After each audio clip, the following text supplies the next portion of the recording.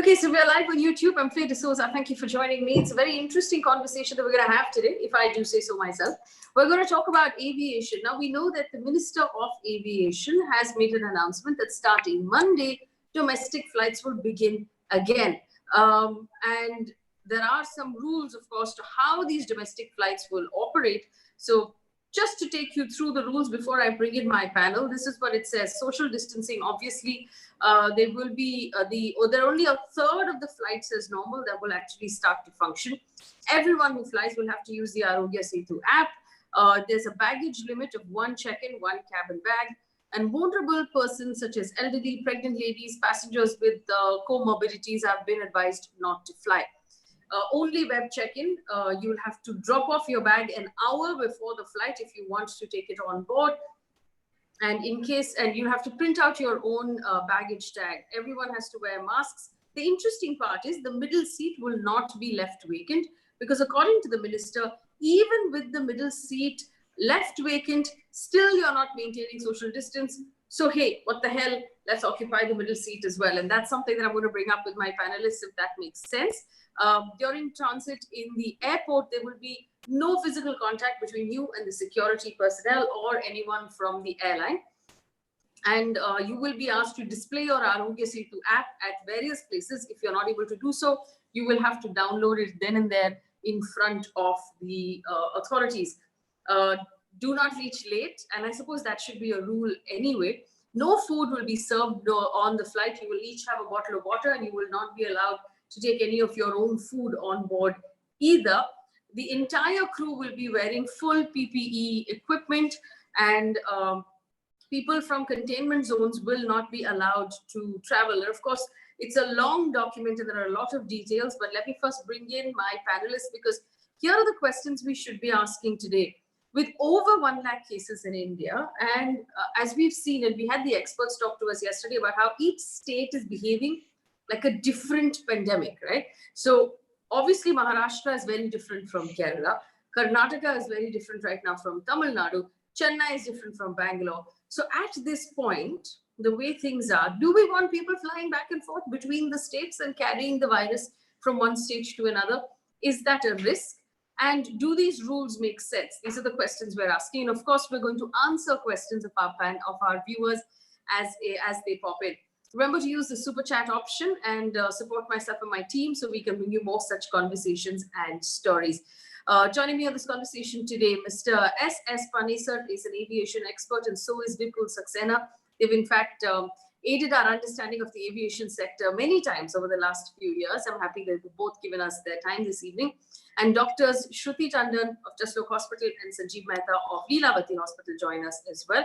Good evening and thank you for giving us your time.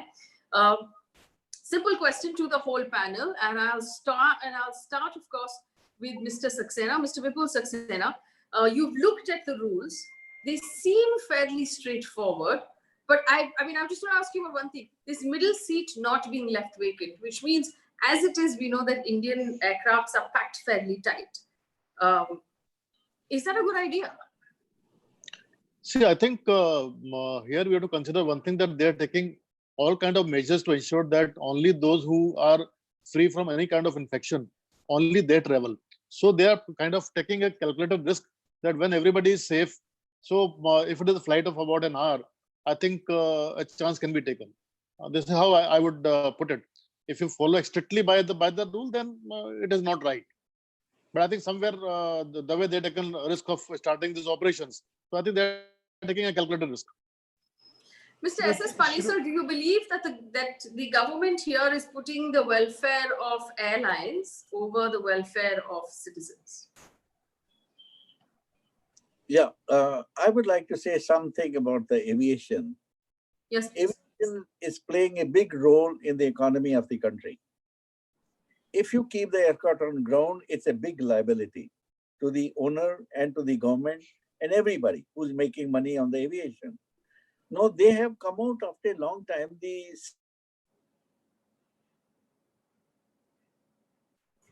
Okay, I seem to have lost this.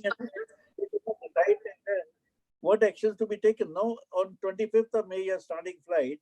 They could have done much earlier by taking PPE and all precautions. Today, aviation traveler is either middle class or a high class person who is traveling by air.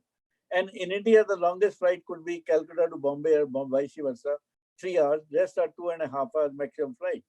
Now, in this flight, if you give PPE, a mask from face to the chin and the gloves and all that, there was no harm. And why should they keep the seat vacant? Why they have come out after 3 months? Where was the intelligence of this country? This corona just didn't come overnight like a storm in the Bengal. Even that had a 48 hours of warning to the government. The storm is brewing up in the Bay of Bengal. No, for 3 months, the bureaucrats were sitting inside, but at least better late than never, they've started this thing. And people will start the aviation and all that. Now is the time to help the aviator, reduce the cost of fuel, parking charges, landing charges. Let them help, and with all the precautions taken now, people are fully conscious of corona. Nobody wants to die. They are expert. If I have a slight sign of any fever, I will not go on a flight. Only in the labor class, you see, who come from Dubai and all that, they are not much away. They want to reach home by hook or by crook. But a person from middle class, high class, he will take all the precautions, he will appreciate, and the PPE will cost you maximum 100 rupees. Airline can give them on arrival and they can use PPE, and there'll be no chances of coronavirus. Okay. Let me bring in the doctors. Just to clarify to our audience, the passengers will be wearing masks, but the PPE suits will be worn by the crew. I also, you know what, Mr. Panesar, with all due respect to your opinion, given how people have behaved during this lockdown, I don't necessarily want to believe that middle class or upper middle class or people who have money are in any way more inclined to follow the rules than those who don't have money. I think that the last I want to stop you here. Ma'am, yes, I'd like to stop you here. I live in Gurgaon. Yes. From the time the lockdown started, people are very conscious. They are staying home. And now when they started going to the malls and shop, they are maintaining distances.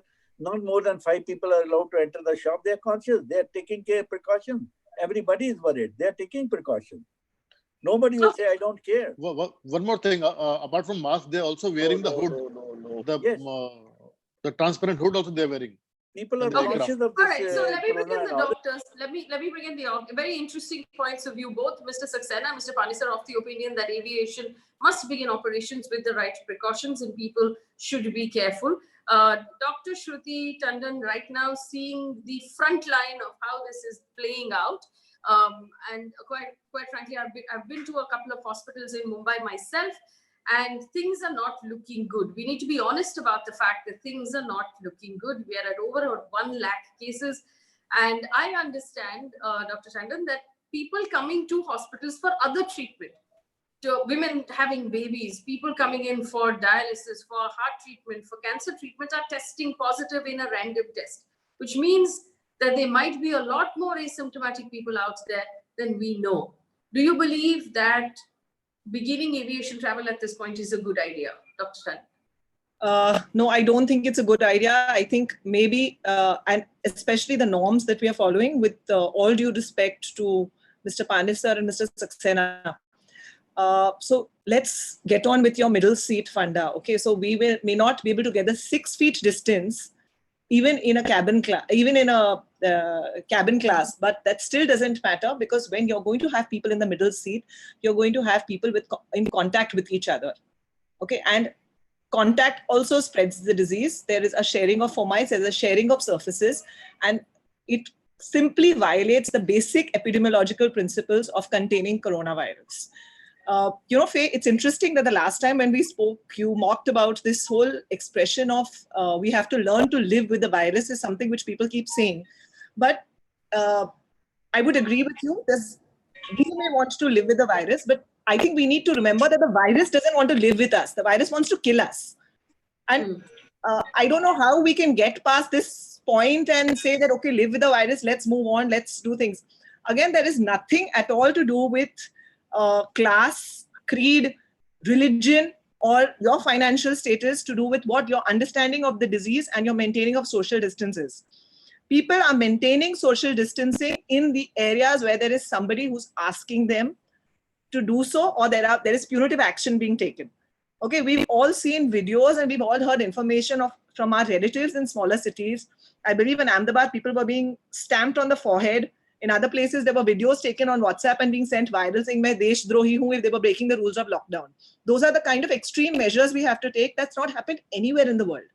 Okay, so we are not an organized race. I'm sorry to say, I'm very patriotic. I love India, but I cannot shy away from the fact that we are not going to obey the rules of lockdown. We're not doing it now, and definitely it's not going to happen at the airport. So opening this up and opening it up in such a haphazard fashion.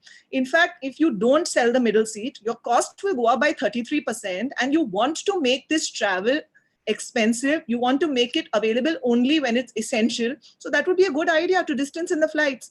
And PPE is not a vaccine, for God's sake. Otherwise, all the doctors and frontline staff would be safe. PPE is just protecting you, but it's protecting you to a certain point. Even when I go wearing PPE in the ICU, I limit my exposure to patients. I don't spend that kind of time. We used to train our residents that your presence and your conversation with the patient is 50% of the cure. You can ask Dr. Mehta, we've totally reversed that now. We tell them to minimize the time spent with patients, get the file out, write your notes outside, tell the nurse to go in only for the necessary work. So you're giving somebody a 3.5 hour exposure with the virus. And even when you talk about flying time to Calcutta, you're not taking into account the time taken for boarding the flight, waiting for the flight to take off, landing, and then unfasten your seatbelts, and then everybody gets up. I read this somewhere. We have some kind of a gene which is specific to us. Okay, the cannot wait gene. The moment the flight lands, everybody unbuckles. The moment she says, open up your, you can retrieve your cabin baggage, we all stand just a bus mein dhakka mukki. And I keep saying this, I'm the mother of 2 children. I've told them, sit back and enjoy the fun. I said, see how everybody stands up, waiting to get out of the door, but nobody can get out till the door opens. And finally, everyone has to go and wait at the carousel. When we have a culture like this, how can we open up flights at regular fares with all seats occupied and expect that the virus will forgive us our follies? I'm sorry, I strongly differ with this. For our viewers also, I want to remind you, Dr. Shruti Tandan is actually one of the doctors who's running the ICU, the COVID ICU at Jaslok Hospital. We've just put up a video saying the heroes of Jaslok's ICU. She's in that video. It might, watch the video to get an idea of where she's coming from when she's talking about the fact that this virus is not our friend. Just because we know the virus now for the last 2 months doesn't mean it's going to politely allow us to get on with our lives. Dr. Mehta, as a pulmonologist, here's my question for you. We've been told that AC spaces, compressed AC spaces where the air is not circulating is actually bad for us. Someone is exhaling this virus, it stays in the environment. Being in a flight for 2.5 hours would effectively mean precisely that, right? I agree with you. Though, if I remember, there is a fair amount of air changes that they do with air filtrations that they do. Now, I know that in our own ICUs, I don't know what is happening in Shruti's, but in our whole hospital, air conditioning have been switched off because we don't want that air to recirculate at all. So clearly, but I have got a few points to make, and I'd like some clarity. I completely agree with Shruti. The virus is not our friend. It's here to kill us and is not something to play around with. Now, as far as the central seat being occupied, as she rightly said, remember the surfaces of contact. If you separate people out, that is the first step. Second, I don't agree with this thing about a handbag. If you're going to keep a handbag, everybody's going to get up, as she rightly said, and reach out for it. That increases the contact between people. So you're going to increase the proximity and contact of people. Now, I don't know how you can solve it, but I would say that at this point in time, that should not be allowed. Central seat should not be allowed. I like the fact that there is no food served. Otherwise, everybody would take the mask off to have tea, coffee. So the question then comes is, are you going to, so then the next question is on your masks. Now remember that a simple surgical mask, even though we say is okay, but in a patient who's coughing, in an individual who's coughing, he's generating aerosol. At that point in time, the simple surgical mask is not on. So I would like clarification from the government whether they're going to give an N95, and even there are categories, or it's going to be a surgical mask. Is it going to be a surgical mask with a face shield? Are we all going to sit with face shields? And what is happening at the time of security? So I think there are issues that are quite significant. I completely agree. Sitting for 3 hours with somebody next to you, touching you, is a very high risk for spread. Now, Yes. personally, I'm not of the view that you need to stop air travel. I think they need to start, because if I'm going to send trains of 2 lakh people from here to Calcutta, then I might as well send a plane of 150 people. If the infection is going to spread in the truckers, if the infection is going to spread through trains, then you know what, a few people in the plane well secured is okay. Again, one more important point to remember. When you have this false feeling of security with Arogya Setu, I love it. I think it is a good idea. But remember, how many people are going to be asymptomatic? Time and time again, we are getting people who say, I'm fine, who probably never got tested. In fact, I'm going to have an e-consultation in the next 10 minutes about an individual who feels he's okay, but he's got congestion in the chest. He's likely to be COVID. So how many people in the pre-COVID stage are going to be missed by Arogya Setu? So I think there are issues. So Dr. Mehta, forgive me for interrupting you, but one more thing before I take it back to the aviation experts. And this is something that I personally a little worried about. So my team and I have been going out to shoot a lot, but we don't use any of the public washrooms, because these public washrooms will become spaces where there is a lot of contact, doorknobs, all of it. So if we're going to start aviation again, washrooms in the aircraft, and there is an advisory saying don't use the washrooms in the aircraft, but in the airport and in the aircraft would become a huge contact risk, wouldn't it? Well, you know, you've got to do, so I think you've got to have to start air travel, like you got to start train travel, bus travel. People have driven in rickshaws from here to Bihar. So, I mean, you know, people are going to travel, but I think this needs a little more thinking through. This needs a lot more thinking through, if I may say so, with all these points that we raised and you raised about using the washrooms, taking off the mask during security check. What happens then? I was thinking of things like iris scans coming is the next, future, but it's got to be contactless. It's got to be more distancing. I think there's got to be more space.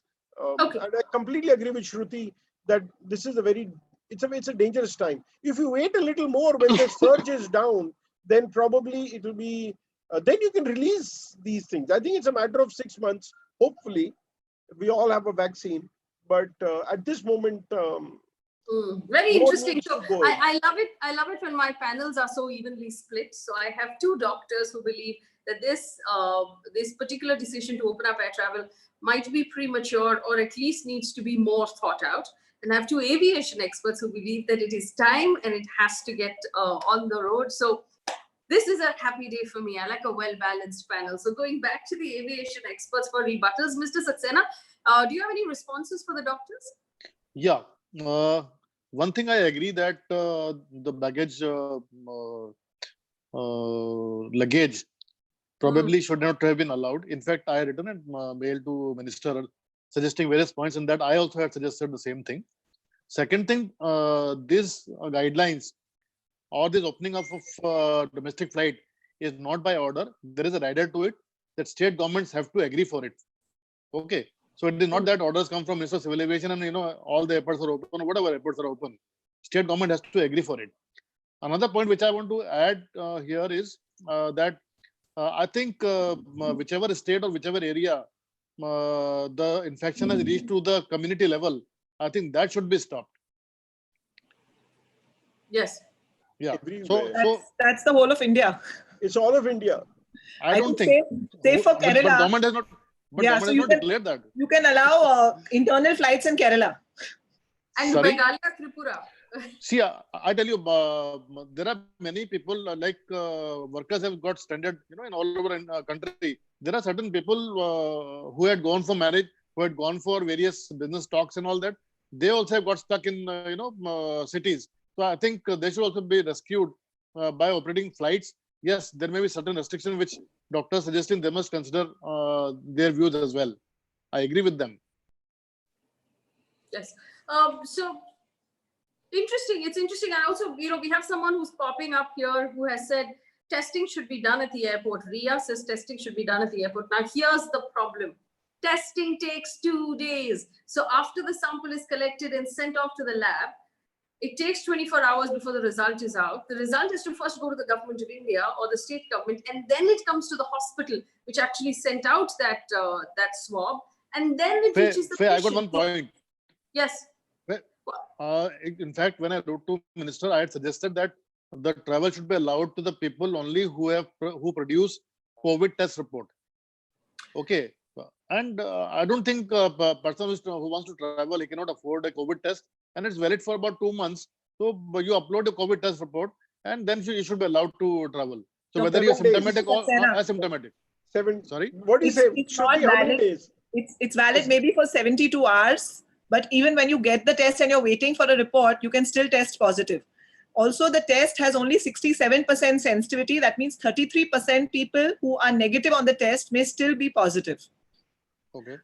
Now, coming back to that, the turnaround time for the test, actual time is 6 to 8 hours. The reason why we have a 24 to 48 hour delay is because we don't have enough tests. And I would love the idea of people still taking the test and taking a screening and then boarding the flight, because that will restrict the number of people who take the flight anyways.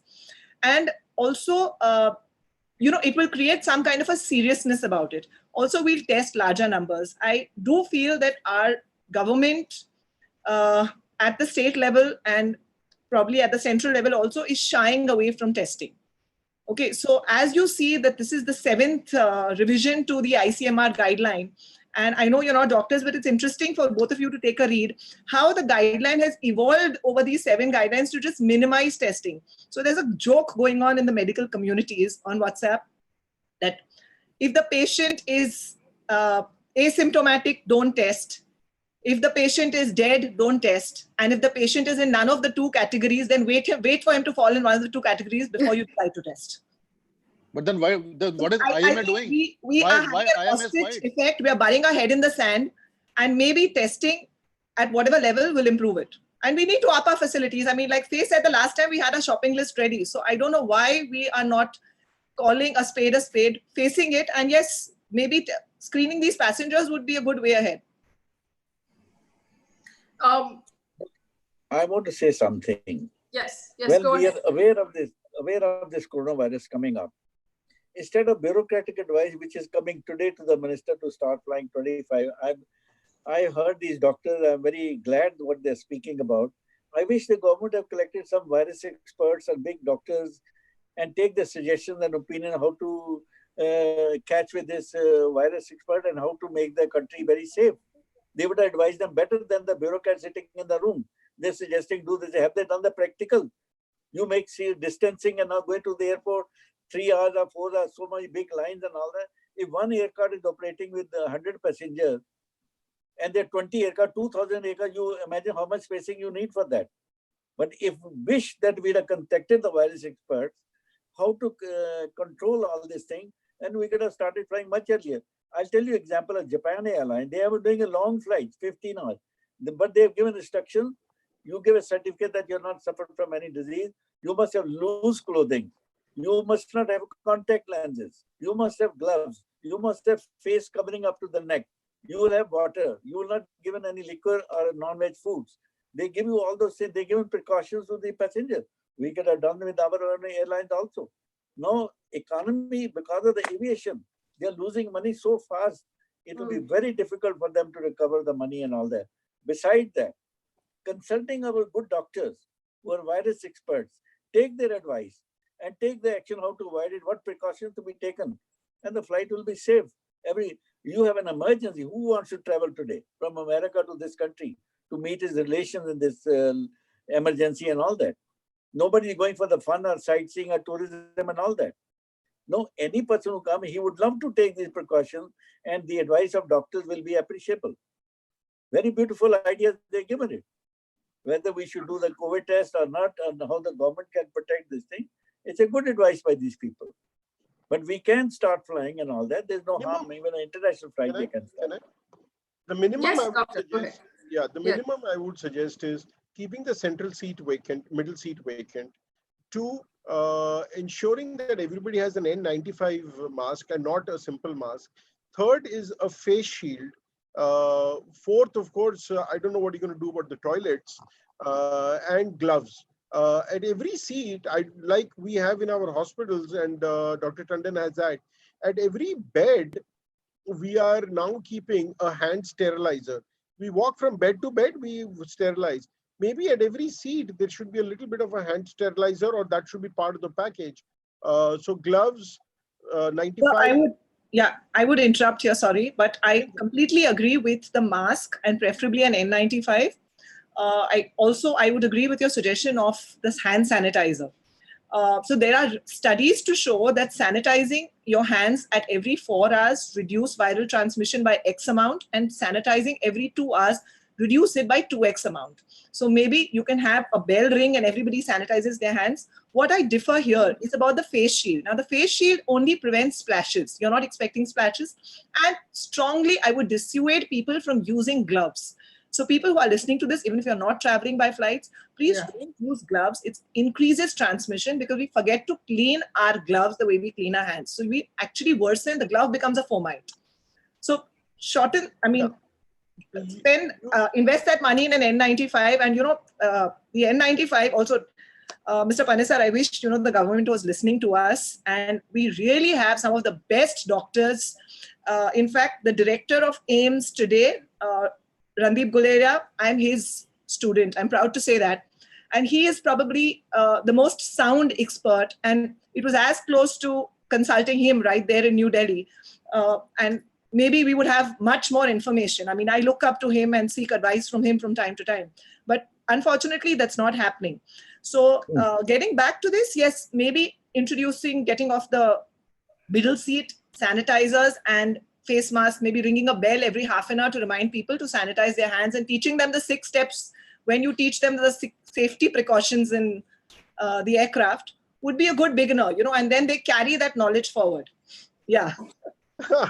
That's a very good one. Point. Very the bright thing point. about face shield, I felt, was it just makes you aware that you don't sneeze. I'm trying to prevent somebody from sneezing, but I completely agree with you. Keep washing and sanitizing your hands, whatever you do. I agree with I think, you know what, Faye? At least your doctors are in total agreement here. I love the fact that the doctors Well, I think we're getting the aviation experts slowly over to our side. I think yes. so. I just said that I agree with Dr. Shruti. Good points, very good points. I think it's also interesting that Mr. Panesar had to point out that it would be a good idea for the government to consult doctors about a virus. One would hope that that is common sense, that the government is consulting doctors about a virus, because even children know that you have to consult doctors about a virus and not bureaucrats. They're consulting the bureaucrat sitting in the air conditioning room. I think A small fact about air conditioning in the aircraft. When you're flying at 33,000 feet, the cabin is pressurized to an altitude of 8,000 feet. The air from the sky is taken by the engine, compressed. It gets heated up. Then it's mixed up through heat exchanger with cold air, and then given into the cabin. And the cabin air is also go through immediately through a main outflow valve. It's a continuous, but the air doesn't stay for a long in the aircraft. It continues going. Otherwise, the aircraft will blow up. This air is very clean and systemized through heat exchangers. It comes to, when it's compressed, the temperature rises. Then it mixes up with the cold air, and then the air comes into the cabin and it goes to the main outflow valve. There is no risk. But today, the government, instead of consulting the doctors, virus experts, we have a specialist in this country. They are consulting the bureaucrats who are sitting in the air conditioner room, 3 foot ka distance, khali seat rakho, khade ho jao, baith jao. What do they know about the virus and all that?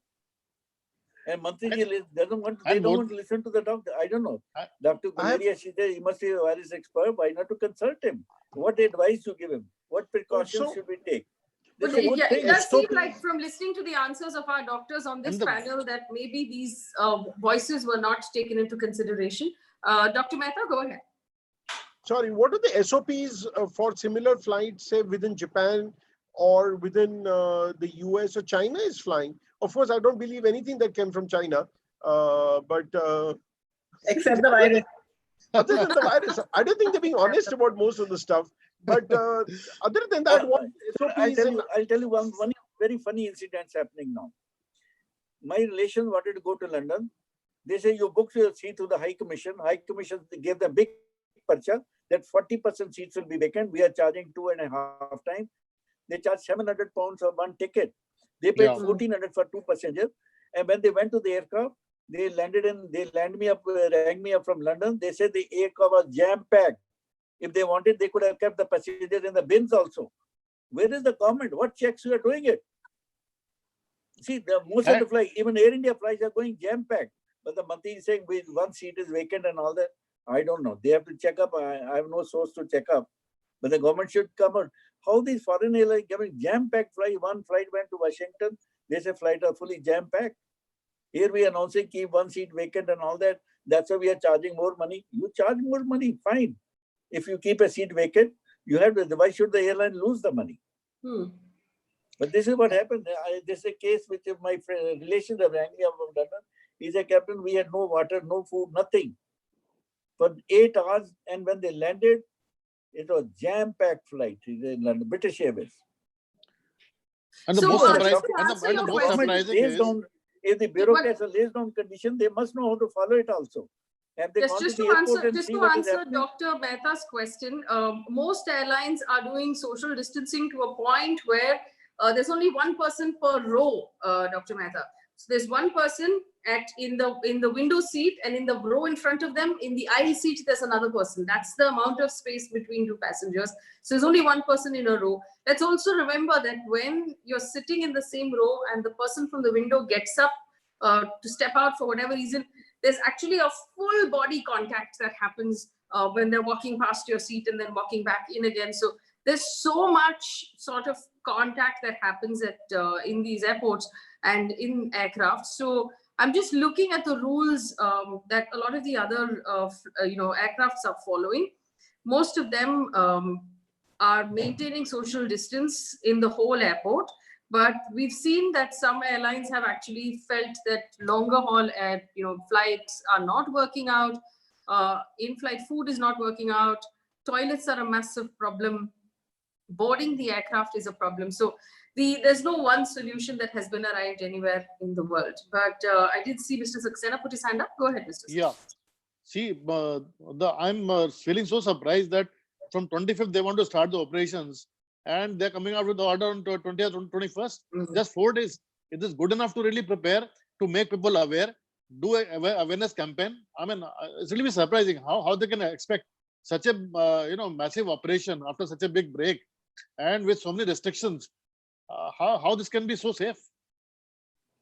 That's a really interesting question. In fact, I want to just ask Dr. Tandan this. Dr. Tandan, if we expect the crew inside the aircraft, which is at least 10 or 12 people, including the pilots, to be in full PPE, then donning and doffing alone in training is going to take more than 4 days. Absolutely. So donning and doffing training will not take a long time, but I would say yes, would we swab all the crew at least? It's important that the crew who is present there is swabbed and they are negative, so they don't spread the infection, and they have to be trained how to use the PPE in a proper way. So yes, the donning and doffing training must happen, and it must again happen not with bureaucrats but with professionals who are doing it. So it will not take 4 days, Faye, typically, but ensuring the mask fit or something will take about 24 hours. Okay, to ensure that they're doing it properly, or they have a buddy.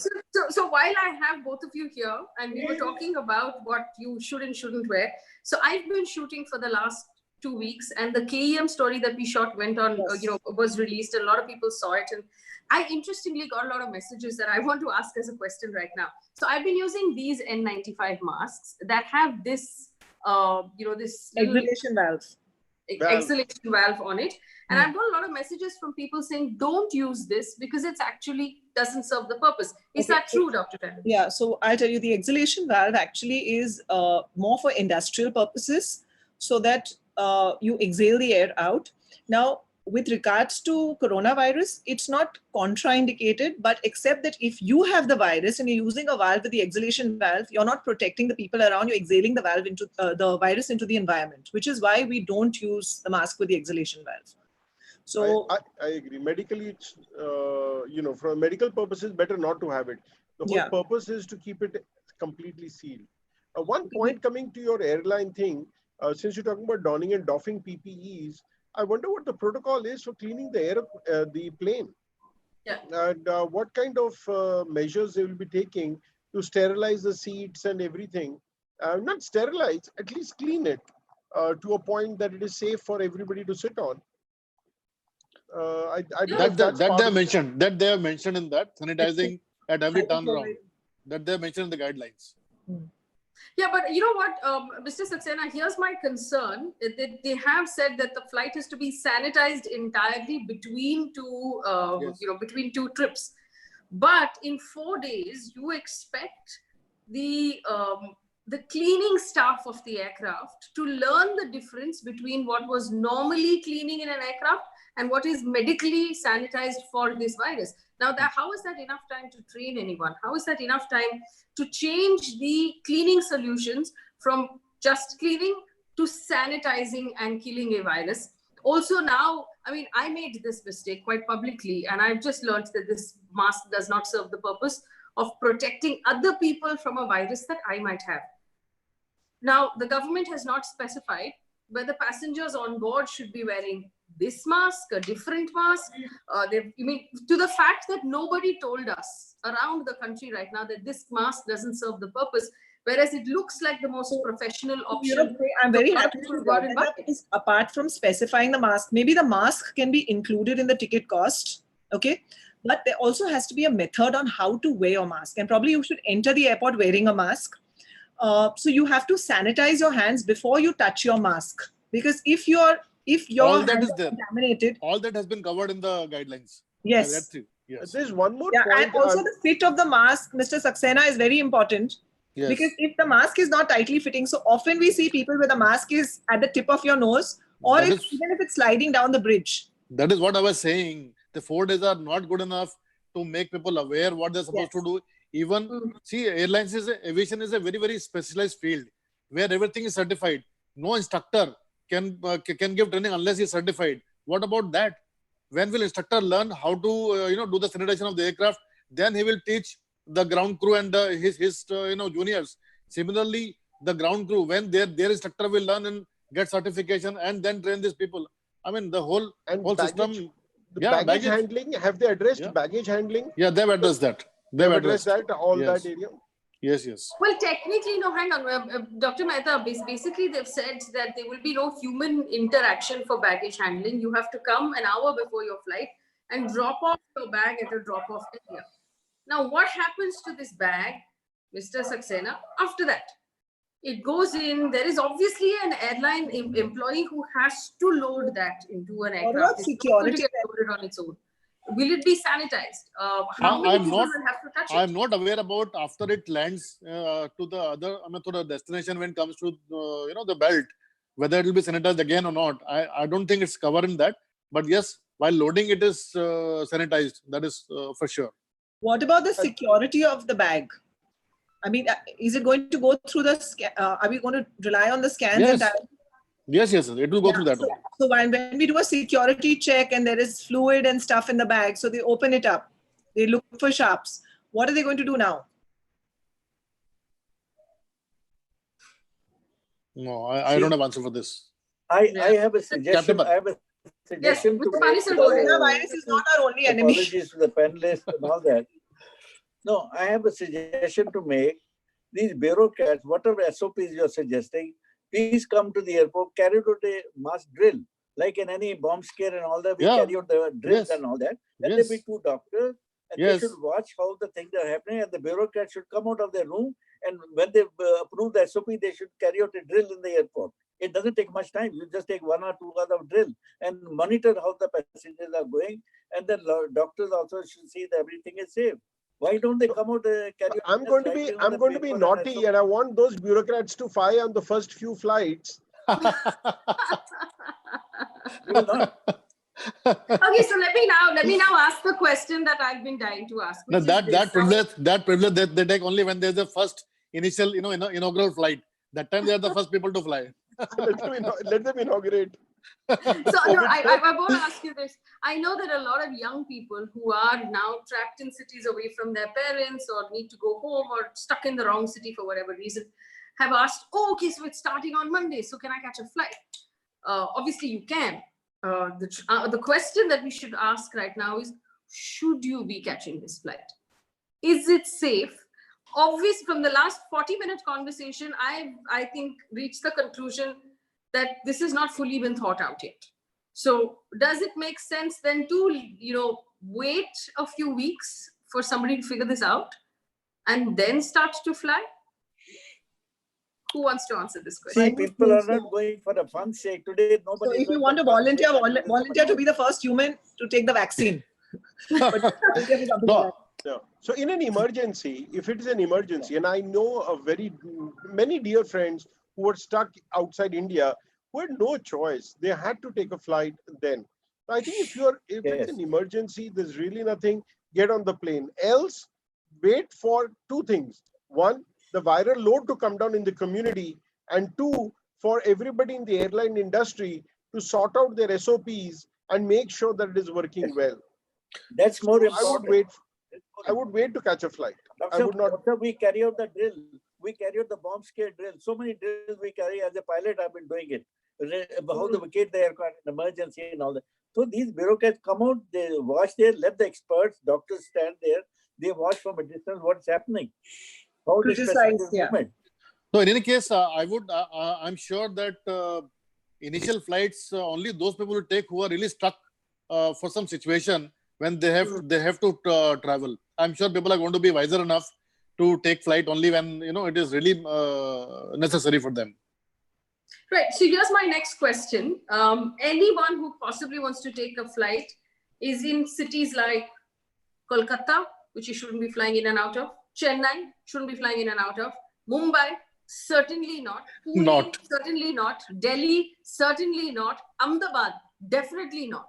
So if these cities shouldn't be allowed to actually travel because there really are red zones at this point, other than Trivandrum, so Trivandrum to Cochin effectively are the only two people who should be allowed to fly at this point. Then what is the point? Because Dr. Tandan, are we running a risk if we allow an aircraft full of people from Mumbai who are perhaps, and here's the risk, we are asymptomatic, you feel fine, you think you're okay, you might be a carrier of the virus and there's no way to tell. If we let a flight to take off from Mumbai to any other part of the country, are we risking undoing the work that's been done for the last 50 days of lockdown? Yes, you are, because I don't know. One is the risk during transmission to the other passengers. The other is the risk at the airport. And then when they come to their homes, are they going to follow the norms of social distancing or containment for 14 days, which I think should be mandatory, because otherwise they're flying from a green zone to a red zone, or they're flying out of a red zone, which is worse, which is far worse than flying from green to red. So, my own brother is in another city, in the wrong city with his family in Surat. And he can come down by car. But I made it very clear for him, if he comes here, he has to stay 14 days in another flat. And only after 14 days can he be allowed. And, he said, I can't do that. So he's staying where he is. So that's for something safe as road travel. And, that distancing you spoke about is something which we are following already at Jaslok for our workers, that they sit window aisle in alternate rows. But even with that, we are seeing the virus getting infected, because humans being humans have a tendency to turn around, interact. So I would strongly recommend that at least don't start the flight with these red zone cities. Well, there isn't too much else. Sorry, I just said, you sent about 10 lakh people out on the trains and the roads and the bus. Every day, a couple of lakhs are going. So I think we're already spreading the virus. We are doing democratization of the corona. It's like, come on. Yeah. So I think 100 people in a plane, I don't know how much it'll make a difference. Okay, so but the cabin pressures and the aerosolization in the cabin is far more. I mean, you travel in a pressurized cabin and it is positive pressure. What you need for corona is exactly the opposite. You need negative pressure. So you're actually enhancing the risk of transmission in an air-conditioned positive pressure vis-a-vis a train which is non-AC, has windows and vents open. So at least there's some chance of exchange. So मतलब खिड़की खोल के flight कर सकते हैं? नहीं कर सकते. So. No, but Put your hand out to the gods then. But doctor, the air-conditioned air in the cabin does not stay for long. It is continuous process of going out immediately to the main outflow valve. This is not like normal air condition.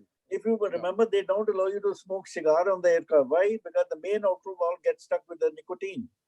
Only cigarettes were allowed. Because the air doesn't stay in the cabin very long. It comes and keeps on going. It's a very fast process. It's a continuous process. It's a continuous process. Yes. So I think it's an airflow. I think the air cabin is very safe. No, they have been spreading some solution in the air before landing. And similar, they can do the same process of sanitizing the aircraft before landing also. Right. And as the doors close, they can spread the same sanitizer in the cabin and it will be safe. But you being doctors, you know better how to suggest about it. I'm not a doctor, but this is a practical. I've noticed most of the aircraft, they are doing it sanitizing before landing. In the most of the time, they always do it in the cabin. This is the sanitizer, they throw it in the whole cabin. The aerosols come with the sprayer and sprays the whole cabin before landing. The hypochlorite spray, yeah, but it's if you're actively discharging the virus, it will only kill the virus which is on the surface. But if you're actively discharging it while coughing, sneezing, or from your nasal secretions, it will continue to spread. I mean, we can't be continuously sanitizing. No, I appreciate some of the plans. But they're good suggestions nonetheless, yeah. Yeah. So good plans, but I think more needs to be thought out. This should not be rushed into. Otherwise, it will all go back. So Yes. I think we all agree on this. Yeah, I just want to point out one thing. So like Dr. Tandan was saying, for essential services, so for those people who are working in the hospitals, the Mumbai city started special bus services. So the BST bus was actually plying through the lockdown to take hospital staff to their homes and bring them back to the hospital and things like that. And several members of the bus service tested positive. The drivers and the conductors who were actually part of this service tested positive. So I'm assuming that there were some measures that were being followed in the buses, but then even the driver tested positive because there were no social service norms, there were no social distancing norms followed in the buses, Faye. And I walk to work. So on my way, I see a lot of buses and I used to actually call out to them and tell them, and now I had some of my staff prodding me, madam, idhar dekho, because they realized it was not being followed after a few days. So the number of passengers has to be half the number of seats. It's very clear. And even then you can't have a 6 feet distance. So then we came up with this. Now, the best buses basically don't stop the BMC Karamcharis from getting into the bus, even if it's a dedicated Jaslok hospital bus. So what we have done now is we've hired private buses. So our consultants got together, they formed a travel committee and they said, we will fund it. Then our management decided to fund it. And we've got private buses going all the way to Virar and Nalasopara, where strictly you have to have half the number of people. And this is because, invariably, besides you're worried about the bus conductor and the driver, I'm worried about everyone, but I'm also worried about the staff who's then not coming to the hospital, and we're just increasing quarantine after quarantine and we can't improve our bed capacity. That's my ulterior selfish motive, to have more beds and treat more patients. Absolutely. So that popping up saying, so is the air conditioning inside a plane safe? Yes or no? I don't believe we reached a consensus on that. No, it is yes. It is. It's a big yes, because technically, Captain Panesar also knows. I am also ex-pilot, so I also know that it's a very safe. There's no problem in that. So, is it negative pressure or positive pressure, Dr. Saxena, Mr. Saxena? No, it doesn't matter positive pressure because there is no pressure. Only pressure is being maintained through a continuous flow of air. But it's the same air recirculating, isn't it? Yes, yes. So then that's not safe. No, but it is not recirculating within the cabin. It is not recirculating within the cabin. It is going out. See, I would like to tell you, when you're flying at 30, 40,000 feet. It's being sent outside into the skies. No, when you're flying 30, 40,000 feet, the cabin is pressurized to an altitude of 8,000 feet only. The air is pressure put in, foreign air is put in, and it is executed through the main outflow valve. It's a continuous process of taking the air. It doesn't stay for long in the cabin itself. Yes. So there is air coming in from outside and then going to the outside again? No, air is taken by the engine. It is compressed. When it is compressed, it gets heated up. then go through the heat exchanger with mixed up with the cool air, then it is sent into the cabin. Once it goes to the cabin, it goes to the main outflow valve. It's a continuous process going out. Because we have to maintain the pressure. You're flying at 35, 30, 40,000 feet. Cabin is kept at 8,300 8,000 feet, yes. That's why when you start descent and the pilot start putting the altitude of landing field, you start getting a surge on your ears. Because that is the time pressurization starts. And the air conditioning does not stay in the cabin for a long time. It's a continuous process of going out. Okay. Absolutely. So apparently the air, it leaves the aircraft and it's not actually trapped in that So this tube. is not AC of a car or a bus or any other. Okay. Okay, that's interesting. But I think that what we've established so far and what everybody seems to agree on is that the regulations as they have been released today, while they may be well-meaning, are not fully thought out. So unless you have to absolutely, without a choice, get on the flight on Monday, one would strongly recommend that you don't do so. And you wait a few weeks until this actually settles down and there's more clarity on what's actually happening.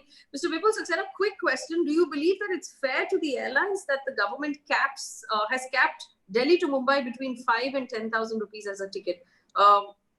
These airlines are already on the brink of bankruptcy. Mr. No, Saxena? that's true. But then see, there was already expecting that moment the flights are allowed, there'll be surge of fares, and it would have gone to any extent, probably 25,000 to 50,000 rupees for Mumbai Delhi.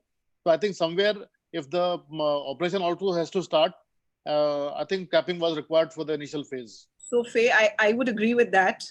Okay. See, there have been price caps everywhere. You've capped the price of the COVID test. We are now capping putting a cap on the hospital expenses for patients, which is a good move. We have capped hikes in school fees. Okay, so I think everybody's taking a hit and people don't have that kind of spending power also. So really, it's a call out to all those people who are trying to make money in the lockdown. And we spoke about your masks, your N95 mask that you spend 250 rupees on, which should have cost you 40 or 50 rupees. So airline which is grounded for last 2 months. Yes. Now the government of all over the world, fuel prices are going down. Why can't they give them little benefit of reducing the cost of fuel, landing charges? But the aircraft are being paid for the parking. They have to run the engine every day. That government must definitely do it. The government can help the airline also by reducing the landing charges, navigation charges, cost of the aviation fuel also. Because if I'm operating an airline, I can't operate with a half-empty aircraft and say, okay, I'm doing it for the national service. You can't do that. He has to make money, he has to save money for the airline also. And he has to pay so many employees. There are so many employees and with a high cost of, salaries and all, they're operating in the airline. So the government should also come forward to help the airline. Yes. And also, I see most of the airlines operating in the British Airways, they carry out charter, all full flights are going. Yes. Where is the precautions they are taking it? But we are taking precaution. People are coming from abroad. We're putting them for quarantine. That's a good thing. I appreciate that. And the doctors are also suggesting the same thing. Well, coming back to the safety of passengers on board, there is also, of course, a conditioning that people have to remember. You've been at home, you haven't gone out that much, but when we go out, we wind up touching railings, touching the escalator, touching the seat when you're going to your particular seat, touching the door. So there's a lot of this sort of contact that happens that we'll have to actually condition ourselves to not do. And that perhaps is also going to take some time for us to realize that we should not do this. So for example, when you get out of the airport and you get into that little bus that takes you to the aircraft, right? So you touch the railing, you hold on to something in that bus, you get out and you touch the aircraft. So all of this sort of contact or surfaces will have to come down altogether in order to keep ourselves safe. Now, I have a few minutes. I'm just going to do one round to ask everyone on the panel in a yes or no answer. Do you recommend flying by air in the first 3 weeks, starting Monday? Dr. Sanjeev Mehta, yes or no? I think I made it clear. No question of flying in the first 3 weeks. I would not do it. But I think I have a solution to all the problems. The airlines the crew and the patient should all wear full PPEs. And I think we would have solved the thing. Yeah. Everybody in jumpsuits from top to bottom. No, I'm not getting on the plane for a while. And I would not recommend anybody getting on till they have sorted out everything. That's my short answer. So I it's a think no from Dr. Mehta. Dr. Tandan? I think if they do that suggestion and they wear the PPE for a 3-hour flight, they'll have a lot more empathy for the workers in the municipal hospitals who are being targeted for a 30% pay cut. Okay, and I hope the government uses these funds to aid them. Okay, so my answer, you know it, Faye, it's no. Unless, also, unless it's absolutely necessary, it's a die-hard situation, I don't think you should risk it. also, we'll need someone to make more PPE suits because there aren't enough to go around for all the hospital Yes, so staff. please don't waste them on flights with everybody wearing them. Yes. All right. So, Mr. Panesar, would you recommend flying for the first 3 weeks starting Monday?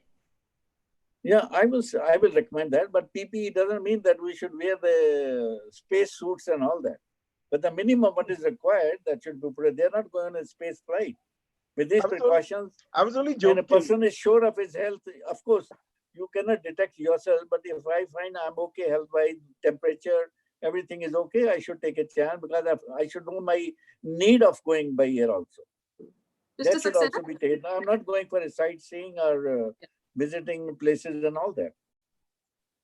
See, Mr. I have 2 points here. I would recommend to travel for first week only when there is a necessity, emergency.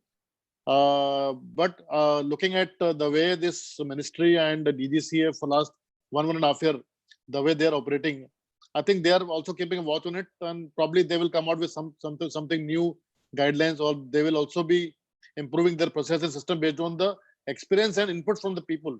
So I think first week will be a little risky. So only if you have some emergency or you got stuck somewhere, I think they should fly. As far as awareness is concerned, I think this 2 months thing, people have really become very aware about not to touch things and how to take care of themselves. So I think that much awareness already come in the people. So they will also remember, I don't have to touch things and I have to be very, very safe. So I think first week is little, not so safe, but thereafter I think it should be safe. All right, so very interesting. I just want to point out, so like I said, my team and I have just started venturing out over the last 1 week to go out to shoot, mostly in hospitals. We don't eat at all. We don't drink water from any sort of public sources. We don't use any of the washrooms from the time we leave our houses and till the time we come back home, shower, and then sort of rejoin normal life. This is perhaps what it's going to have to be for someone who catches a flight as well. From the time you leave your home till the time you reach your other destination, you're not going to be able to do any of these things. So it's not going to be a comfortable process. So I think the consensus on the panel is that it's not a joyride. It's not going to be comfortable. Yes. It's not going to be safe. It's going to involve a certain level of risk. So unless you are absolutely sure that you have no other choice, and you must do this. And it's very likely also that once you land in your destination, you will be quarantined for a certain number of days, because that's what's happening to the people who are taking. And I think till some of the recommendations are taken in, at least like the middle seat is abolished, and you're doing sanitization, wearing N95s, and training of the staff to wear PPE, and training of the passengers how to wear the mask. Absolutely. Why not to consult the Chinese doctors from where this virus came in? They must have been working also to find out the vaccine against this virus also. Sorry? They must have worked for their country. Well, there are several the vaccines being, there are about 100 different vaccine candidates being worked on around the world, but even the fastest one, which turns out to be the Oxford vaccine, is also going to take at least until September. Or really, there is no choice but to be safe. And as Dr. Tandan and Dr. Mehta will tell you, we're not anywhere near the end of this COVID battle. We're not even in the middle. We are not even at the peak right now. So if you can avoid it, it would be best avoided. I want to thank my panel for being very, very kind and joining us on this show with this conversation. I really enjoyed the conversation. So thank you. And I know that my audience found it very informative as well. For our audience, thank you for watching. Remember to subscribe to this channel. Click on the bell icon. We're live every day at 8 o'clock with a different conversation on what's going on in the country and the world around us. Support us with Super Chat. Right now, everything that's coming in with Super Chat is actually going towards PPEs in hospitals like Kama Hospital in Mumbai, so that the doctors can be safe. So we'd be very happy for any support that you can give us. Thanks for watching. Good night.